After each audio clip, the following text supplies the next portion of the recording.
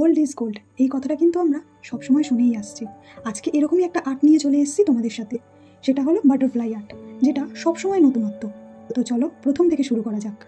ফার্স্টে আমি একটা বেস কালার দিয়ে নিয়েছি, সেটাকে 30 সেকেন্ড কিওর করে নিয়েছি। এরপরে আমি একটা সরু ব্রাশ নিয়ে আর ব্ল্যাক কালার দিয়ে বাটারফ্লাইয়ের বেসটা ক্রিয়েট করে নিলাম। আরে আগে আমরা ছোটোবেলাতে খাতাতে আঁকিবুকি করতাম না বাটারফ্লাই, সেই রকমই একটা বাটারফ্লাই করবে। এরপরে আমার কাছে যেসব কালারগুলো ছিল, ব্রাইট যেসব কালারগুলো ছিল, আমি সেসব কালার পরপর দিয়ে নিয়েছি। দিয়ে নেওয়ার পরে ওই সরু ব্রাশটা দিয়ে আমি ওর ওপর থেকে টেনেছি, তাহলে কালারগুলো মিক্সড হয়ে গেল আর একটা লাইনও ক্রিয়েট হয়ে গেল।